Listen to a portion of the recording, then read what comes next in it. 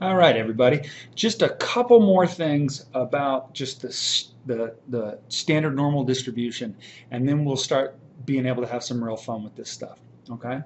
First things first, you might in your travels come across, like if you have a textbook that doesn't have the same chart as we have, sometimes charts look like this. Let me show you real quick.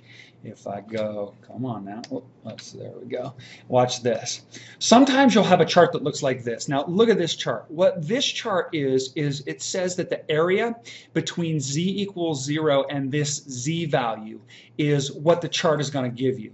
So notice in this case what we have is all the z values from 0 to 3. So it just moves it from here to here. And you may say, well, Ripley, what about from 0 to -3 or -4? It's actually 3.99. But excuse me, what about -3.99? Well, remember, this is a symmetric curve. So whatever happens to the right is exactly the same as what happens to the left. So if I were going to use this chart with this, the way that this thing is designed, it's easy. I would simply, so let's go back and actually do one. So I'll put this thing over here. Let's say that I was trying to find the probability that z was less than 1.23. All right, so you know me. I'm going to draw myself a little curve. It's never a bad idea. And let's see, 1.23, we'll call that z equals 1.23. And I'm trying to find all this area in here. The problem is that this chart only gives me the area between z equals 0 and in this case z equals 1.23, which we'll stumble over here to find in just a sec. But remember, this is a symmetric curve, and the area under the whole curve, I know that the area under the whole thing is always 1, which implies that all of this area here is half of 1, or is 0.5.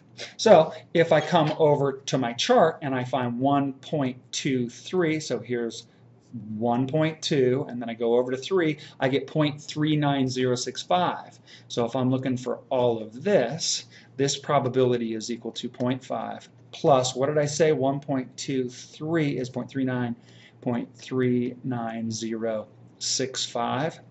We typically don't go out that far. Well, they went way far out there. So I'm just going to call this approximately equal to 0.89. Okay? So super simple. It's not difficult. You're just building out these little areas. All right? All right, let's get back into full screen mode here. Just one more topic, and then we'll move on to the next section, which is 6.3, which is really the uses of the z, which is, I promised you that we would figure out how this standard normal curve is the Rosetta Stone, and we're going to use the heck out of it. Excuse me, I had to wet my whistle. All right. One last piece of vocab. We are going to see in our travels, we're going to see z sub alpha. This is pronounced z sub alpha, or z alpha, you'll sometimes hear it referred to as. And what it is, excuse me, let's do implies. Alpha is just equal to the area to the right, and I'm going to do a little parenthetic thing here because I'll show you why, or left of the z value. And I'll show you what I mean. All right, watch this. If I do z sub 0.05, all right, now what that implies is this. Come over here with me real quick.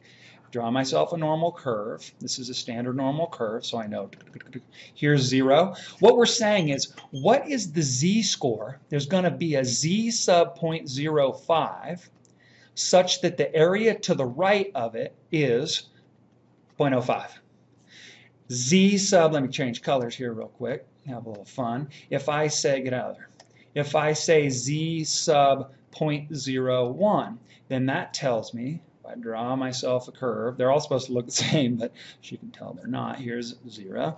Then over here, there is a z sub 0.01 such that the corresponding area to the right is 0.01. Well, let's play with our chart a little bit, because that's the reason that I wrote this little left thing right here. Remember, excuse me. There's this wonderful symmetric property about the standard, about all normal curves. So do you see that whatever this z-score is, this z sub 0.01, there's going to be a corresponding negative z sub 0.01 over here, because there's going to be an area to the left over here, which is 0.01. Now that becomes really important when we try to use our chart. All right, so we go to our chart. and I'm going to try and find 0.05, or the closest thing to 0.05. So now remember, we're looking inside the body because these numbers in here correspond to the probability or the area underneath the curve. So I'm looking for 0.05, 0.0505, and 0.0495. Well, so I'm going to end up somewhere in between. So let's see, where does that get me? Negative 1.6. What is that? Negative 1.64. It's between negative 1.64 and negative 1.65. So when I stumble back over here onto my paper, remember, what the table's giving me right now is z equals negative 1.6. Now I'm going to split the difference and just say negative 1.645. However, remember, we want the z such that this alpha value to the right corresponds to the area.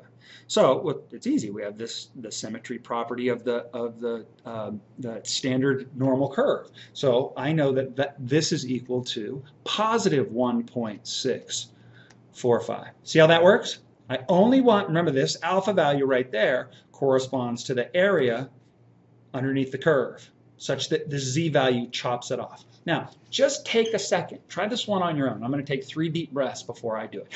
Try to find z sub 0.01. So the z score that corresponds to the value such that the area to the right of that z score is equal to 0.01. All right, try it. Pause the video and try it yourself. Okay, hopefully you did what I said and paused the video and tried it for yourself. Let's stumble back into here. So I'm looking for 0.01. Now let's look at this. So here we go. Net 0.01, 0.0102, that's pretty close. 0.0099, ooh, that's even closer. I think I'm going to have to take this one because it's only 1/10,000th as opposed to 2/10,000th. So just to be sure, we're actually reducing it just a little bit, but we're going to call this negative 2.33. So I go back to my paper. I'm going to make it big. I go back to my paper, and remember, change colors again on this. I know that this score right here corresponds to z equals negative 2.33.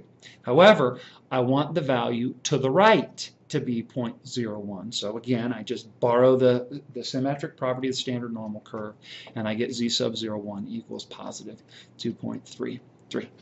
All right? And we're live. Hey, that's the end of the section.